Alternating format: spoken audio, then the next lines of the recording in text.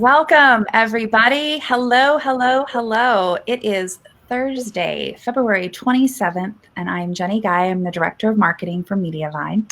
And just to talk about a couple current events, we have a leap year coming up. I don't know if anybody knows about that one. It's Saturday, the 29th of February. I actually have a friend who has a birthday on that day. I'd never met anyone who had a birthday, right? It's weird. She's very excited because she actually gets to celebrate her birthday this year.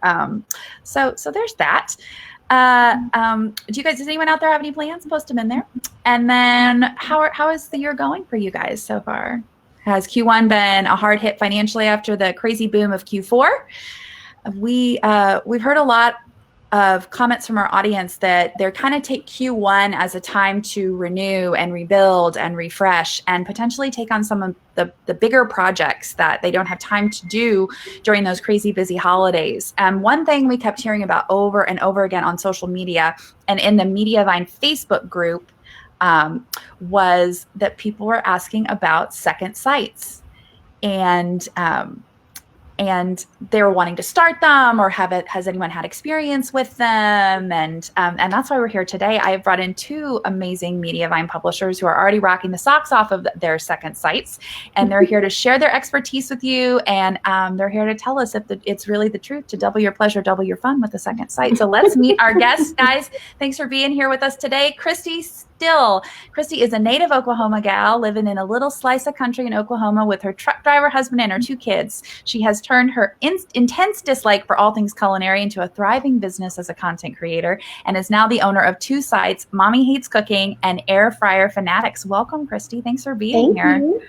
And also, Oklahoma, we found out bizarrely when we invited Christy to be on the live that she and I live like 15 minutes away from each other in Oklahoma, which I don't know, but we're like book club, coffee, wine. We're so excited, super excited. Well, thank you for being here with us. And then our other guest is Carly Campbell. She started her career as a content creator with the incredibly successful site Buns in My Oven. And just to be clear, those buns are of the yeast variety, not the human.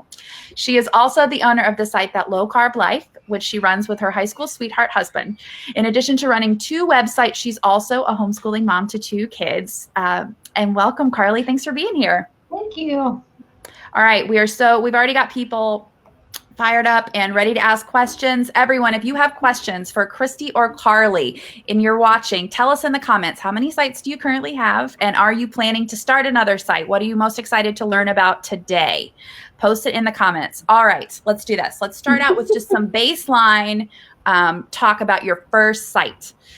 How did you get started in blogging? How did you learn about it? And when did you first start earning with it? And we'd love to hear if you wanted to mention Mediavine and what role Mediavine has played in your journey as a content creator. So Christy, can we start with you? Sure. I started Mommy Hates Cooking almost 10 years ago now. So it was totally started on a whim and kind of as a joke at the time. My sister was a coupon blogger, and it was kind of the height of couponing at that time. Yeah. And so she kept pressuring me to start a website, and she said, you should start one that's cooking, because I could link to you for these coupons, like for recipes. And at the time, the only thing I could cook was pasta with meat sauce. Mm-hmm. And that was all I could do. And my husband had been telling me I really should mix it up a little bit. And so I jokingly told my sister, oh, we should call it Mommy Hates Cooking. That'd be hilarious. And it was totally a joke. And then 5 minutes later, we were like, that's not a bad idea. And so, I think I had the site set up within a day. That's awesome. And then I quit my corporate job a year later and started doing this full time. So really Mediavine completely changed my life as far as making money, because suddenly I didn't have to do quite as much sponsored posts. I could actually make money on what I was trying to do in the first place. So it came a long way from the beginning where I was selling ad spots on my site and using AdSense, hoping to make the threshold each month. So the payout threshold. Yeah. Yeah. What is it? What is the payout? Is it 40? Is it? I think it's $100. $100. Well, I was going to say, I was going to say, when in your journey as a blogger, did you start your second site, Christy? I actually didn't start mine until just April, like not long ago. Oh, wow. That's awesome. It wasn't too long ago. Yeah. That's incredible. That's so great to hear. Okay. And then so for blogging for 10 years, you've seen all of the transitions and the differences. That's awesome. Before Pinterest, before Instagram. Were there things such as blogs before Pinterest? I don't know that was really good back then. Yeah. Yeah. I mean, I can't even imagine. So same question to you, Carly. Tell me a little bit about how you got started in this blogging industry and how you transitioned we went from Buns in My Oven to your second site. So tell us all the things.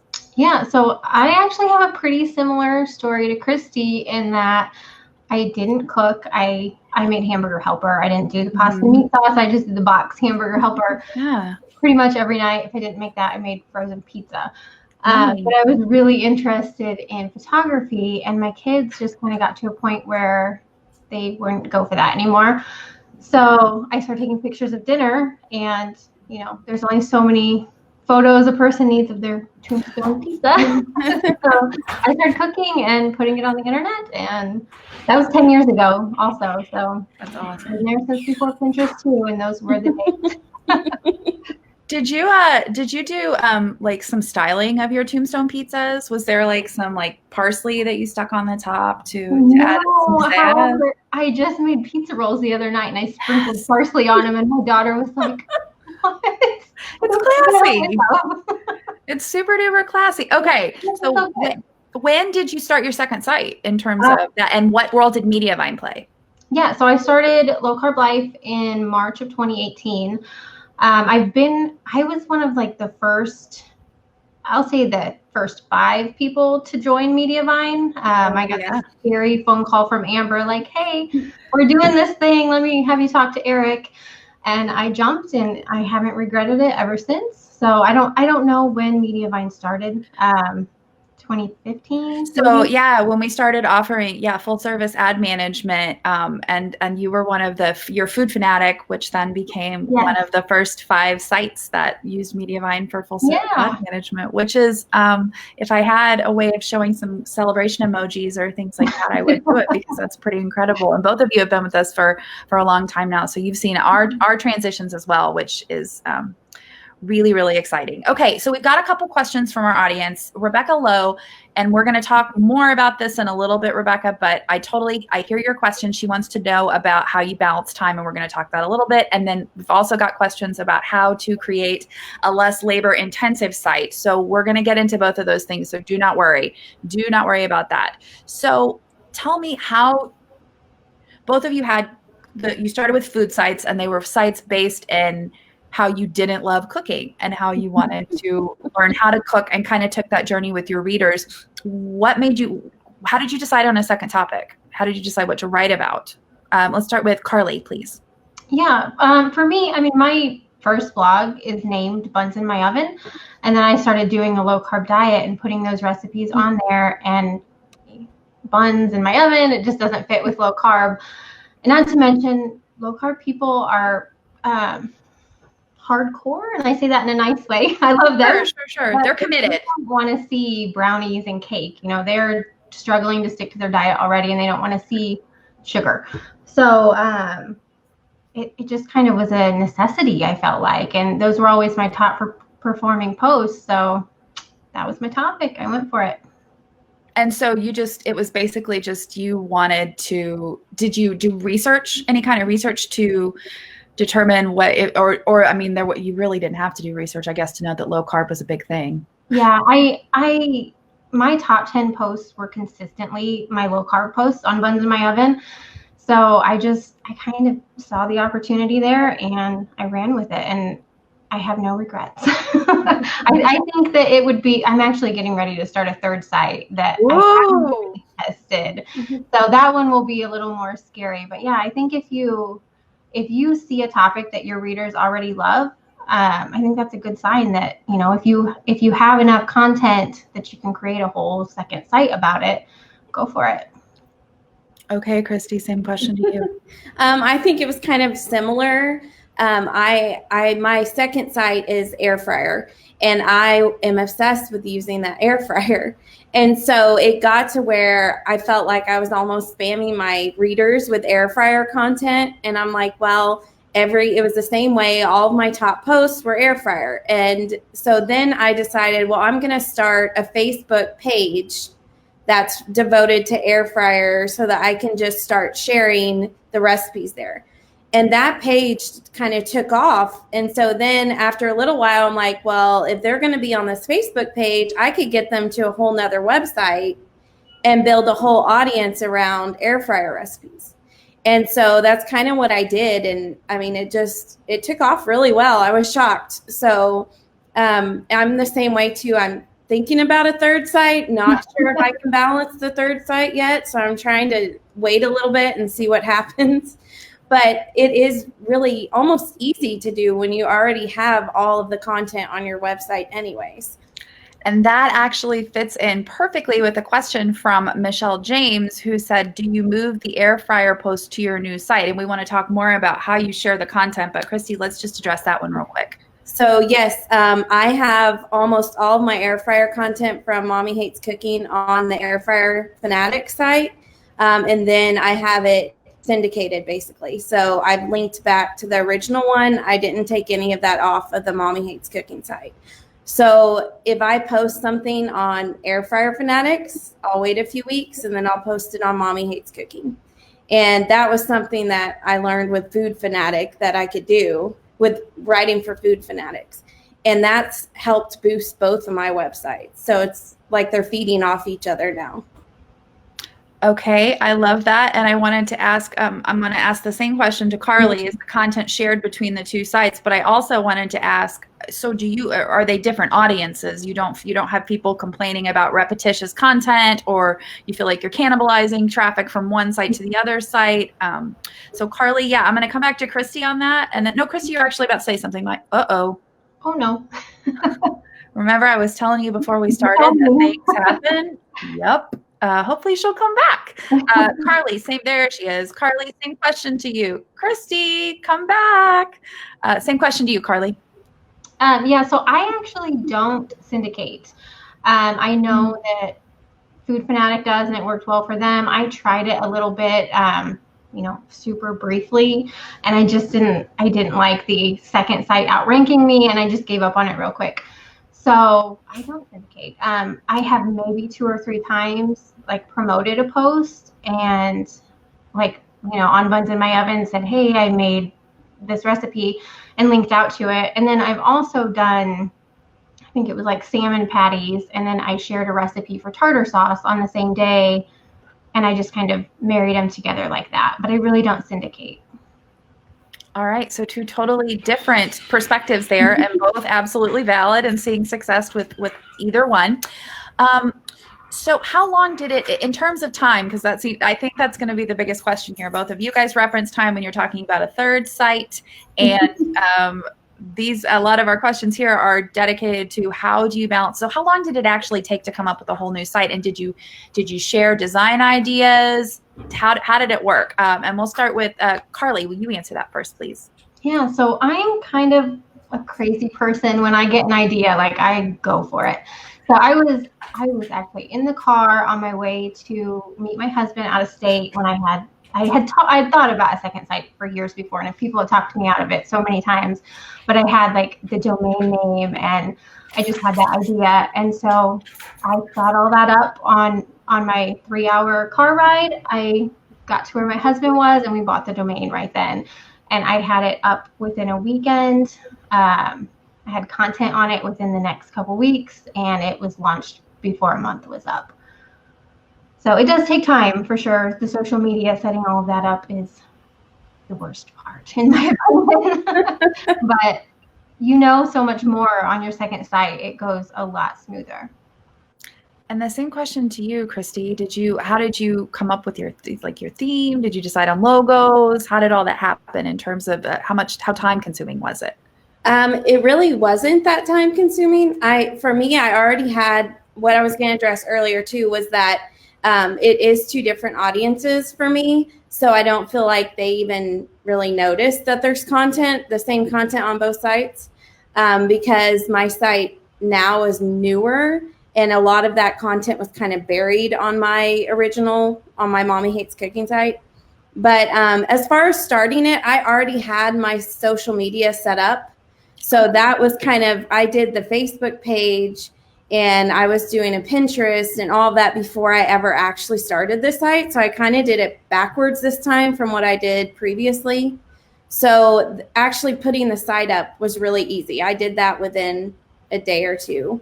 It was really quick, and it really does go so much smoother when you know what you're doing the second time around.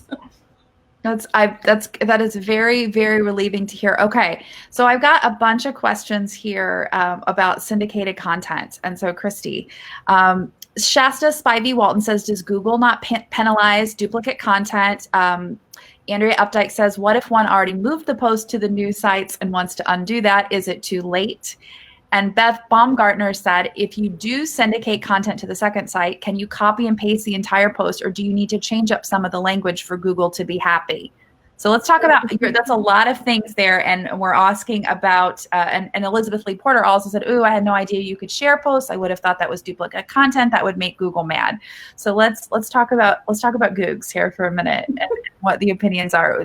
We've already shared the blog post that we talk about syndication and how to do it the right way and how it's can be very, very beneficial for your site. So Christy, talk a little bit about the duplicate content question. So really, I actually just listened to this today, but there's a theory of content. It's recent, like within the last 3 maybe that they've done, all about that. So it really answers every single one of those questions. And Amber is probably one of the best people to hear explain it, because I will explain it wrong.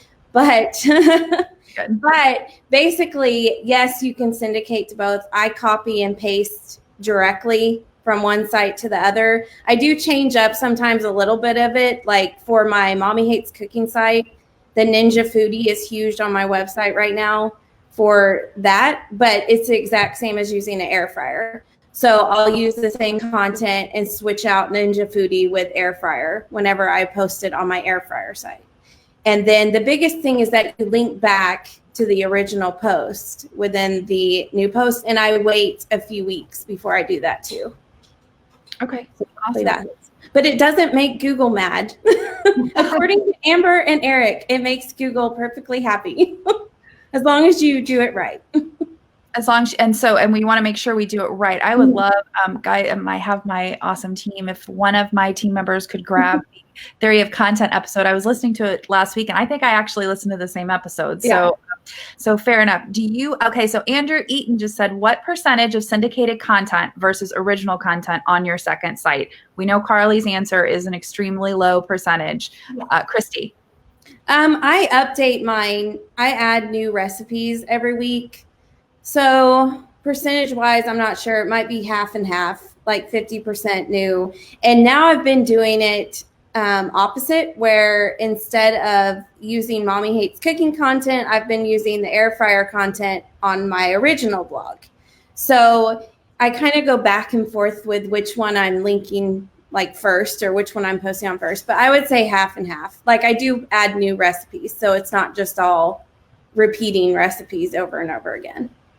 Okay, well, let's get into this too. How much content? So give me a ballpark. I'm sure you don't have an exact number, but how much content, Carly, do you have on your original site, and how much content do you have on your new site, and how often are you posting on each? I was just looking at these numbers, and I think I'm around like 900 recipes on Buns in My Oven, which I've been doing it forever. That Low Carb Life, I think, is about 150. And I do 2 per week on each site. And lately I've been trying to push a third on Buns in My Oven, just updating an old post, but it's hit or miss. So. Okay. And then, so yeah, you've got all of that content from years and years and years and years ago that you're shooting and all that. Okay. Christy, same question to you.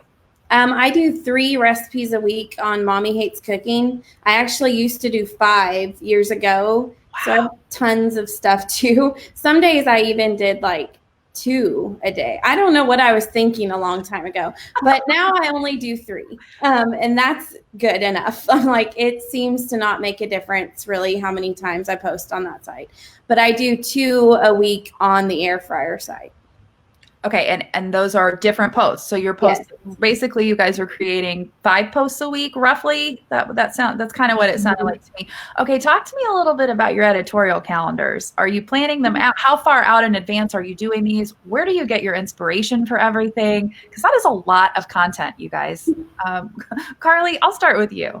Yeah, I use Google Calendars, and I love it. I just have everything color coded between the 2 sites.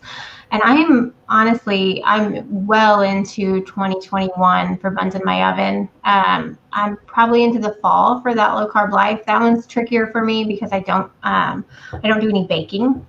I'm not very good at that yet with low carb, but yeah, I'm pretty far ahead as far as content ideas. And most of my ideas for that low carb life are easy because I take stuff that performs well on Buns in My Oven and I just turn it low carb.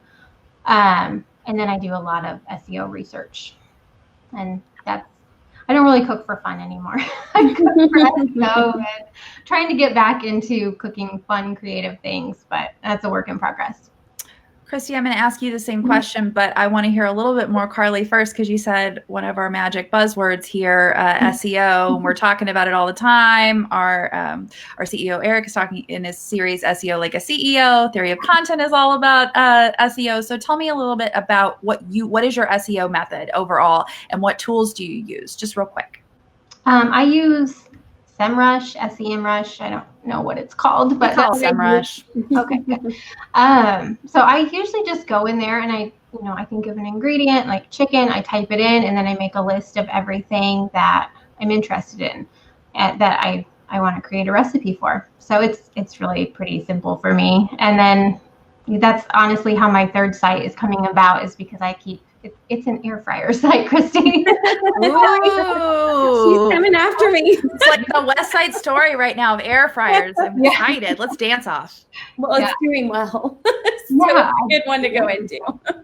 That's good. Okay, Christy, same question to you. Tell us a little bit about how that works for you, and then I would love to hear a little bit more about your SEO too. But yeah.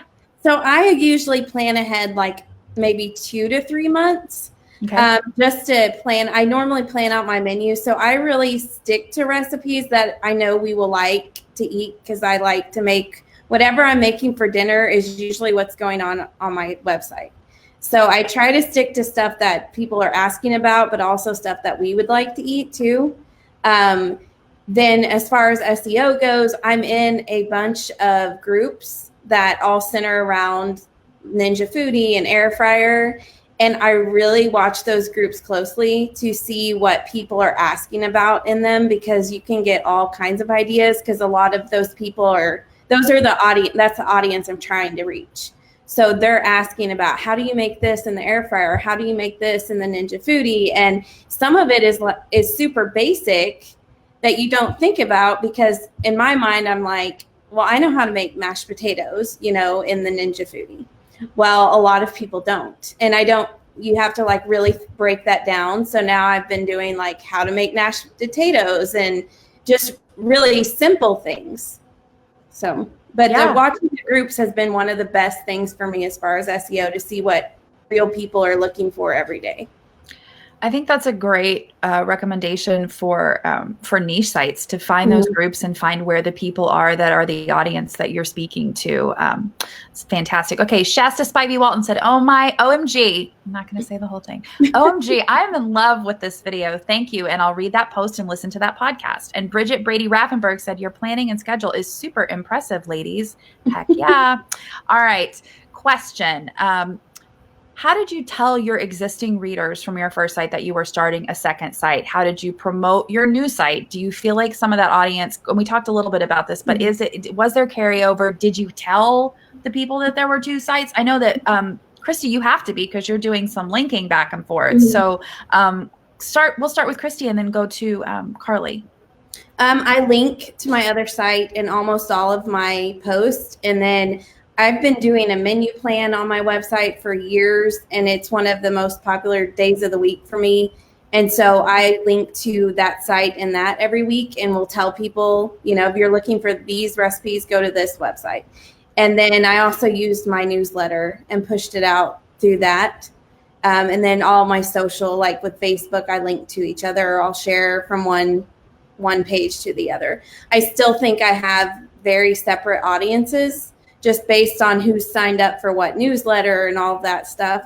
But yeah, I share it in all sorts of ways. It's really good. Okay, Carly, same question to you. Yeah, I did like an initial blog post, like, hey, guess what I did kind of thing. Excuse me.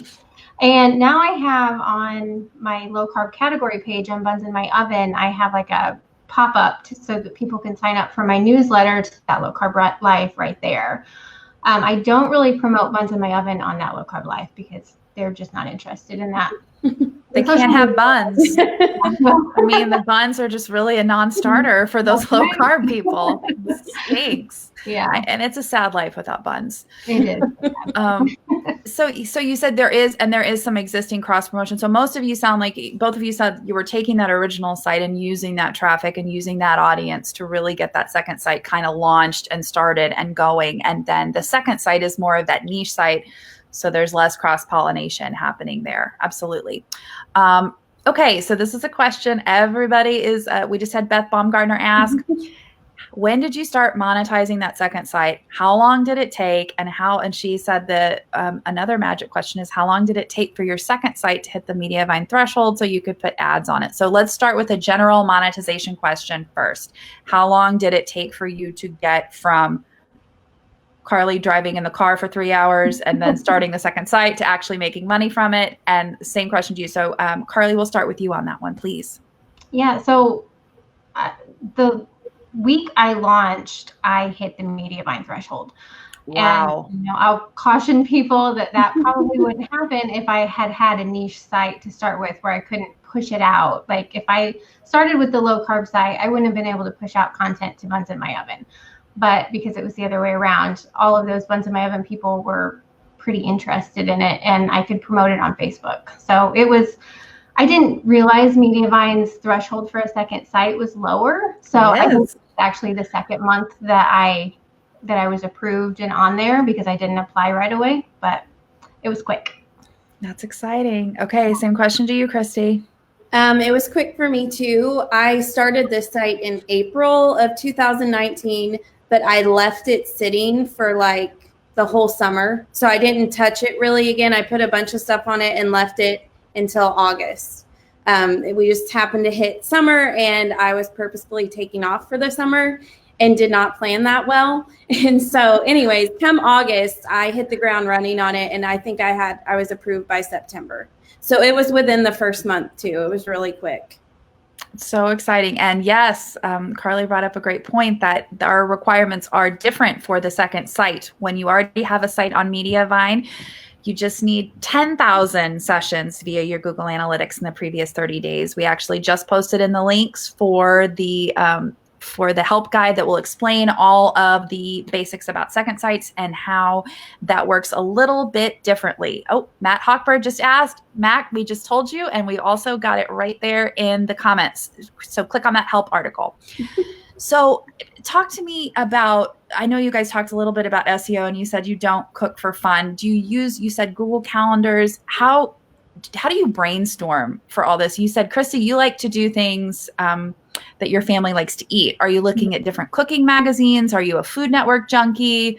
Where is your inspiration coming from other than just using the SEO tools? Do you have any different ways? And do you approach content creation for the two sites differently, or do you use the same methodology for both? And I'll ask you both that question. I think I use the same for both. I don't think I really do anything different. I do use key search. I'll look up stuff in Google just to see kind of if I were searching it, what I would come up with.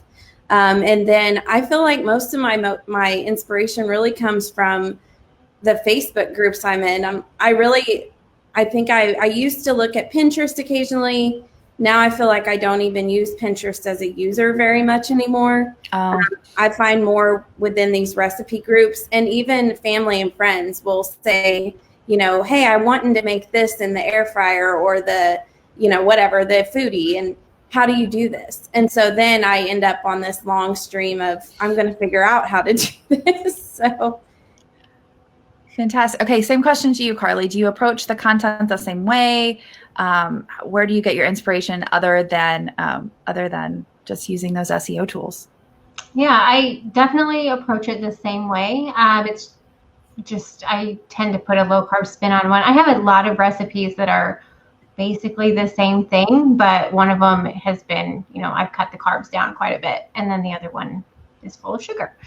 So, but I do approach it the same way. I definitely read food magazines. We eat out quite a lot for somebody that cooks for a living. I take inspiration from restaurant menus for sure. And things that I see online. I mean, I try not to steal other bloggers' recipes, but we're there all day long, and we see what other people are cooking, and that gets stuck in your head, and you put your own twist on it, I guess. Yeah, of course. I mean, yeah. No, keep going, Carly. Did you have something else? No, that's it. That and SEMrush is probably really where I go to brainstorm. So you said Key Search, Christy, and you use SEMrush. Did you guys take any good classes in those, or how did you learn just by kind of trial and error? Tell me about how you formed your SEO strategy. I'll start with you, Carly. I took the #Jeff course. Okay. And I think I'm still in it. I'm really bad at taking courses, and I'm so excited for the first month, and then I'm gone. So I haven't checked in there. There's probably new stuff, but yeah, I really liked that course. My traffic from Low Carb Life is almost exclusively SEO or search traffic. So I like Jeff's course. Great. Christy, same to you. I took the course too, the same one. And then I've listened to almost all the Theory of Content podcasts. So really between those two, that's where I've gotten most of my information. And my sites are both, the bulk of it's SEO and Google. So awesome. So if you had to go back and start either of your sites again, and you're getting ready to start potentially third one, since both of you are talking about that. We don't know what Christy's third one is yet. She hasn't confessed what, so I won't put her on the spot if she doesn't want to share the inside knowledge. But if you had to start them over again, what might you do differently? Christy, what would you do? If I started my main one over again, I would have a whole different name. It would not be mommy related. Okay. And, I would actually start from the beginning with SEO and not post reviews of, oh, look, I made this for dinner. Have a good night. See you later. Like that was like the first year or more of every post that I wrote. And, you know, taking pictures with a flash and overhead and just, it was awful. But yeah, so this one, the new one that I did, I don't think I'd do anything different other than I would start it going immediately, not wait 3 months after I started it to really do anything with it. So why would you not want, follow-up question, why would you not want mommy to be in the title? I feel like I kind of missed half the audience really, because whenever I did like a site survey a while back, and I mean, a lot of people don't realize that there's tons of recipes there. It's not just for like a mommy site for moms to talk or something. So that was where a lot of confusion came in. So I'm like, maybe I shouldn't have done that. Okay. I'm actually going to come back to that survey question, because I want to hear more about that, because I think that is a great way to find out what people really think and get feedback and potentially pivot. And also, thank you for not rebranding your site. Well, it was you guys that made me think that one through a little bit more. Ooh, yay! Good to hear that. That's great, and we're very glad to hear that you did not rebrand. Okay, Carly, same question to you. Would you do anything differently starting Buns in My Oven? Or I would starting Buns in My Oven, the same things Christy did, that was me. So Yeah. I would definitely know what SEO would have been a nice thing to know, and take better photos. And yeah, I would go back and change that. At Low Carb Life, I'm really happy with it. The only thing I would have done differently was start it sooner. I had the idea for at least a year, maybe 2, and everybody talked me out of it. And I listened, and I should have just done it.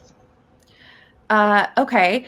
So are you guys on a schedule where you're updating old content? Are you incorporating that into your content strategy rather than deleting posts, going back and updating them, refreshing the photography, working on the writing, incorporating some of that interlinking? Tell me about your strategy on the refreshing old content, and then we'll come back to the survey question.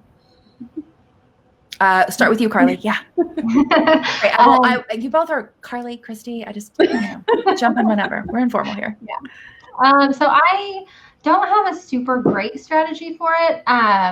Definitely stuff that I think could do well for a search term, I will update. And then just things that I come across that are terrible, that I think have potential, I'll update those. I do a video with probably 95% of my recipes. So even the stuff that gets updated usually has a video. Stuff that I don't think it's worth it, I actually print out like 5 recipes about once a week, and I have my husband cook them, and then he just comes from the kitchen into the studio where I'm working, and he brings me like step shots. So he just sits it down in front of my lights, and I take a photo, and then he goes back and finishes cooking while I do computer work. So that works out really well. That's definitely been the easiest way to update stuff. Fantastic. Same question to you, Christy. Yeah, I'm going through and updating everything. I feel like most of what I'm doing right now is updating old stuff, because it's all good content that if you go and search in Google, you'll never find it on my site because it was never optimized. Mm-hmm. So it's kind of painful when you see yourself being beat out, basically because you didn't optimize it and you've had it sitting there for 8 or 9 years. Like, oh, I did that recipe a long time ago and it went viral for somebody else, and it's sitting there hidden on my site. Mm-hmm. So that's been like a big thing that I've been trying to do regularly. When you see something go viral and then you update it, have you seen good results and SERPs? Like, have you seen yourself start ranking, and has it gone up when it's a popular recipe? I think so. I mean, awesome. If I just get it optimized, it's immediately at least showing up. Like it wasn't at all. So yeah. All right. We're going to talk about video in a second, because you guys Carly brought up video, and I definitely want to address that. But talk to me a little bit about this survey that you did. Carly, have you ever done a survey with your readers?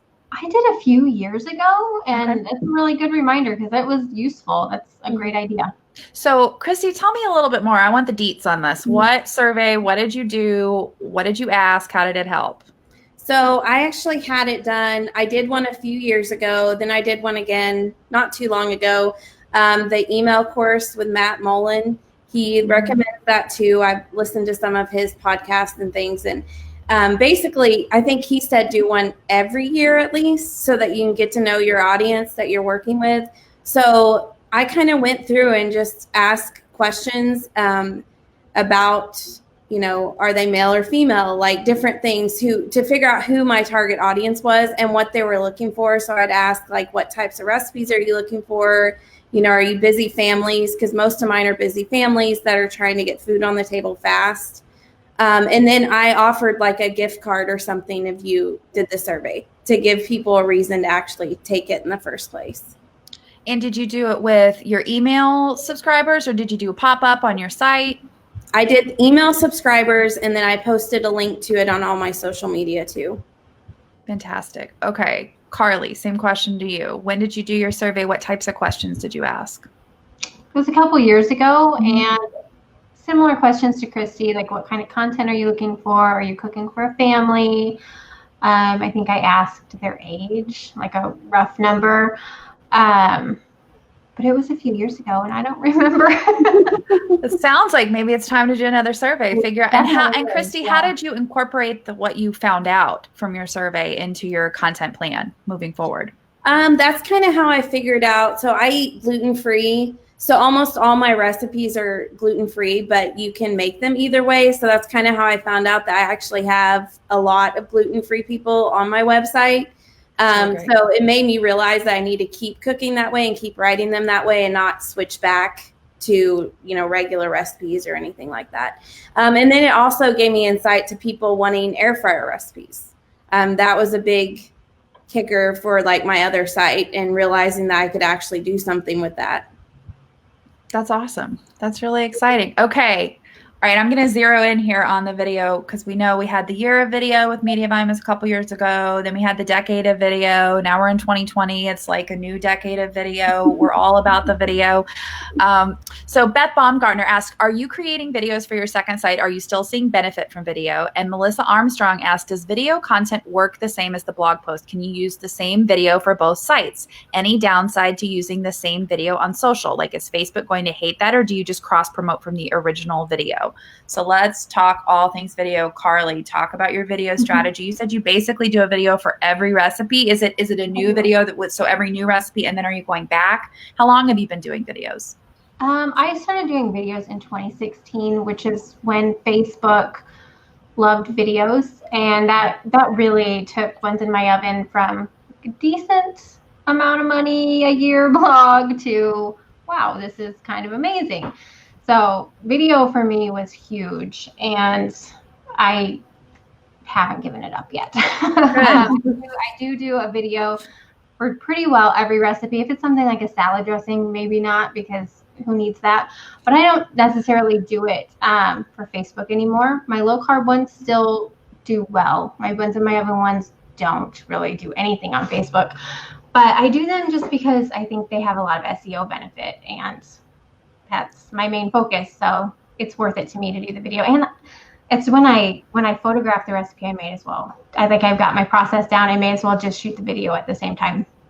To answer Melissa's question though about Facebook sharing the same video on each, I don't know if Christy's done that. I just attempted a few weeks ago uploading one of my old Buns in My Oven low carb recipes, like uploading it as new to Low Carb Life, and they did not like it, and they threatened to take away my monetization. So oh wow, don't do that. Or it may have been something else, but I'm pretty sure that's what it was. So I won't do that again.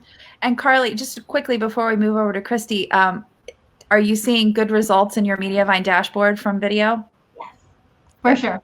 Yeah. Good to hear. All right, Christy, talk to me about video on your two sites and how you use it. What's your strategy? So I never got, well, in 2016, I had videos that did well on Facebook. So then the last year or so, it's been very hard finding motivation because they really don't do that well at all there anymore. So I have done similar videos to each other and just put different, like a different end card on it. So I've put my air fryer instead of the other one, but I've mainly focused on uploading them to Mediavine. I really haven't cared so much about Facebook. So I don't really know if Facebook would penalize them or not, because my videos just have not done well on Facebook this past year or two.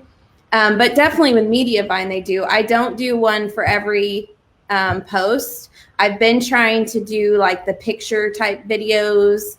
The slideshow videos? Yeah, at least do something. And I did notice like one of my top posts, whenever you see it in the recipes at the top of Google, like where they post all the recipes in the carousel, it's my video that's coming up. And it was just a picture video. And that's like the picture that's pulling into that. And that's uploaded with Mediavine. And then just yesterday, I Googled one of my top keywords. And then when I click on videos, it's one of these picture videos that I made for that keyword. And that one was from Mediavine too. So that's the only place I've uploaded those is with the Mediavine dashboard, but they're pulling into Google. So they're obviously helping rank.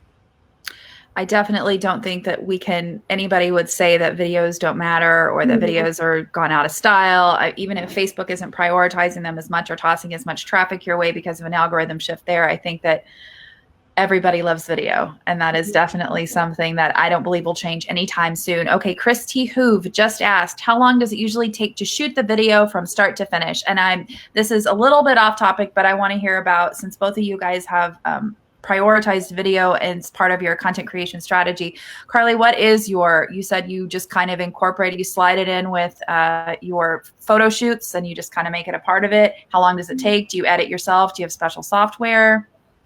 Yeah, I actually kind of batch cook. So one day a week, I do 5 videos. And my daughter is my homeschool daughter. So she's here during the day with me, and she's my assistant, and she preps everything, measures it out into bowls for me. And then I just, do the cooking on the camera, and I take step photos along the way. I take the finished shots, and we start usually around like 10 a.m. and we're generally done by 2 p.m. And that's 5 recipes. Sometimes, if it's a slow cooker recipe, it might take a little bit longer because it's still cooking, but like the active hands-on time is about 4 hours. Fantastic. And I do all my editing. I use Adobe Premiere and Photoshop and all that stuff. Did you teach yourself all of that stuff? I did. That's awesome. It took a little while, but yeah. Well, yeah, but do you have a favorite video or a favorite post that we could pull up and show so people could get a good sampling of your video content? Gosh, no, I don't have a favorite. They're all the same. They're all the same. Okay, well, someone just grab her most recent video and toss it in there. It's on Buns in My Oven, so grab that. Okay, same question to you, Christy. Talk to us about how you make video. You said you have used some slideshow videos before. Yes, I've been doing those more than anything, really. Okay. The hands and pans videos, those don't take me very long. I'm usually working by myself, so I do everything by myself. So during the week, it usually doesn't take me long to do the hands and pans things. I'm just starting the YouTube side of it. So I just started that like in December, January. So those videos take me a whole lot longer to do. And I've been doing like 4 on one day. So like I'll wait till the weekend when my husband's here, and then we'll do 4 in one day so that he can help me with those. Those do take like almost all day for the YouTube. Right. And you're featuring yourself and there's talking, all of that stuff. Okay. And usually it's waiting on the stuff to cook is part of the problem. Well, of course. I mean, unfortunately, we have not found a app that will reduce cooking time. Make water boil faster app. That would be great. Okay. So question here, and you guys have both talked about this a little. How do you, in batching, it sounds like, how do you manage 2 workloads? Do you do you have a team? You just said, Christy, you work by yourself. Mm-hmm. So tell us how you do all of that by yourself and how you really have found time-saving tricks, managing the 2 workloads. And then I want to hear from Carly too. I used to do batch cooking, kind of like she does, where I would do it throughout the week. So like when we do a YouTube day, I'll use all the food and I will freeze it and use it throughout the week for dinner so that I don't have to cook every night. But normally I will do like maybe 1 or 2 recipes on the weekend or during the week. And then I try to get it where I'm writing most of the week. So a lot of my cooking happens on the weekend, and then I'll write throughout the week. But I do have, my kids are both in school right now. So I do have most of the day where I can actually get stuff done nonstop. So that helps. And I didn't have that years ago. That's fantastic. And do you have a favorite video that we would show that's a good example, one that you're super proud of that we can show? Not one that I've made. Okay. The ones that I've hired people to do are fabulous. Okay. So how did you find people to outsource to? Well, that was several years ago, and there are a bunch of people that do the videos now. But I actually used to have them done back in 2016. So, and those are some of the best videos that I have, which I think is just because the person doing it knew what they were doing too. So I'm over here like trying to do it with my own equipment, and it never measured up. Well, but you're learning, and there's only so many hours in a day to devote to all of the tasks that come with blogging and all of the new things that you have to learn every day. Okay, Carly, same question to you. Talk to us a little bit about that. About batch cooking? I'm sorry. About batch cooking. I'm sorry. We're having a lot of conversations all at the same time. Let's do this one. Do you post videos on both YouTube and Mediavine at the same time? Either of you? Carly, do you?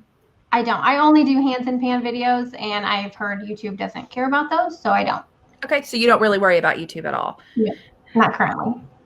Totally understood. Okay, same to you, Christy. No, I usually do shorter videos on Mediavine. The YouTube videos really just take so long to get uploaded to all these different channels that I try to just do it to YouTube. But I've been using the Mediavine, like I use Create, the card. So I've been just adding my YouTube video in there too. And you can have that the title screen, the screen at the end that directs people to YouTube after the video. So you're not necessarily, you can be growing both at the same time. It does not have to be an either or situation.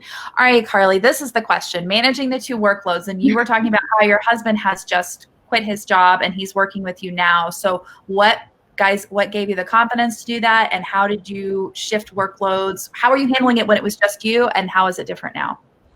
Yeah, so handling it when it was just me is honestly kind of what I'm still doing, because we're in the midst of renovating a house, right, and he is redoing the basement entirely himself. So he's gone about 40 hours a week still. Okay. So we haven't really got to experience the whole teamwork thing that much. Fair enough. Yeah, but he does do reshoot days about once a week. He cooks for me, and then and he does my accounting. Thank the Lord, because I am bad at that. But otherwise, I really kind of treat the blogs, I just do the next task. Like I have a list, whatever is next on my calendar, that's what I do. I don't have a separate day for buns in my oven and a separate day for low carb life. The next thing to get done is what I get done. But you are quite a planner in advance. Like you have things going into 2021. So I have content ideas. I don't necessarily have them shot yet. I'm still like tomorrow's blog post, I'll probably be writing at 5 a.m. Okay. I hate to admit that. No, that's but fine. I have the idea, I have the content, I just haven't written it. Okay. And do you guys, you said you use Google Calendar. Do either of you are you big wall calendar people? Are you using a system like CoSchedule or Hootsuite for your social sharing? Talk to me about that. Carly? I just use Google Calendar for my content, like what day I'm going to publish each post. I color code it, so one's green and one's red, I think. And that way and then I change the color once it's shot. So it goes blue once I've got it photographed. That way I can look at the calendar and just know what's the next recipe I need to work on. But I don't use any other kind of scheduling tools. I'm trying to get into Asana to keep myself on task, but I don't use CoSchedule or anything like that. Okay. And do you just do, or do you schedule any of your social posts? Do you use Tailwind or? I have a Pinterest manager that does Tailwind. Oh, I don't know anything about Pinterest other than pretty things. Okay. So I have somebody that manages that. And then Facebook, I schedule myself through Creator Studio once a week. I just do the whole week at a time. I do the same thing for Instagram and my desktop notifications, and that's it. How many times a day are you posting on Facebook and Instagram? Facebook is on the hour, probably from like 6 a.m. till about 9 p.m. So a lot. Wow. Yeah. And then Instagram's just once a day. Okay. A feed post. And are you doing stories as well? Sometimes. when you feel inspired. Okay, great. Okay. I have something to say. Fantastic. Okay, same to you, Christy. I am very old school. I use Excel spreadsheets. Love it. And I've been doing that since, 2010. And so, I keep everything on track, and I will go in like the week before and write out everything that I need to do that week, and then kind of schedule out which day I'll have time to do which thing. So I don't really plan like either, let's do all this on one day. As far as the sites go, I just do whatever's next to, and I'm a very like hardcore planner. And so I'm pretty good at staying on track with everything. And then I also use WordPress, like editorial calendar, to kind of schedule out everything. But other than that, I use Tailwind. I schedule Facebook too for the week. So I do that. I'll take like a couple hours or something one day a week and do my Facebook for the week. So I try to like kind of block things together. I don't want to sit there and do Facebook every day. So anyways, but yeah, that's kind of how I schedule it out. Awesome. And how often a day are you posting on Facebook? I post 3 to 4 times a day. Okay. Fantastic. All right. Well, guys, crazy enough, we are out of time. We have had so many questions, and I wanted to ask a final question and give you guys just a second to think about it while I do quick announcements. But I want to say, if there is one big piece of advice you could give anyone who's about to start a second site, what would that be? And I will come back to you in a minute for those. But while we're waiting, guys, we are planning content like crazy for our upcoming Teal Talks. And then hard to believe, but we're also thinking about the Summer of Live already, where we'll have a live a week for 12 weeks. So we're planning our big ideas for that. We've got a lot of exciting things coming, but what we really want to know is what you want to hear about. If you have burning questions or topic ideas for us, please post them in the comments. We'd like to hear who you want to hear from and how we can help you level up your business moving forward. 2 weeks from today, on Thursday, March 12th, we're doing Site Spring Cleaning featuring Lauren Gray from Once Coupled. We're going to talk about the plugins that are cluttering your site and slowing everything down. As you know, at Mediavine, we are page speed for lifers. And then Thursday, 2 Thursdays after that, on March 26th, guys, we are talking taxes for everybody who might have waited, as well as throwing in some planning tips for next season, just to kind of get you a little bit ahead of the game with CPA Amy Northard. So we're very excited about both of those. And I'm also so happy to have Carly and Christy. We're going to get their pieces of advice. So I'll start with Carly. One piece of advice for somebody who's getting ready to start a second site. Do it. Don't wait. If you see the opportunity, just do it. Like it's such a minimal investment, I think, money-wise. Like, $50 for a theme. Most, at least my host allowed me just to add the domain on. I didn't have to pay extra for hosting, so it didn't cost a lot of money. I designed it myself, and it was so worth the risk. So if you think you can do it, just do it. And what do you have to lose? Yeah. What do you have to lose? Perfect. And this is Carly Campbell of Buns in My Oven and That Low Carb Life. Christy, tell me your one piece of advice. So I was going to say the same thing. Oh, she stole your answer. But no, I would say just do it and don't worry about the numbers. Like, don't worry about all that. Just focus on, building your audience, and you're going to see it grow fast. So it's not something to be, constantly, it's nobody's here. Should I keep doing this? Just keep at it, and it's going to grow. So that's great advice. Christy Still, Mommy Hates Cooking and Air Fryer Fanatics. Ladies, you have been so much fun to have with us today. Thank you so much. Thank you for watching us. We've got a lot of thank yous, and that's very helpful. Thank you guys for watching, and we will see you in a couple of weeks for that spring cleaning. Thanks, ladies. Thank you.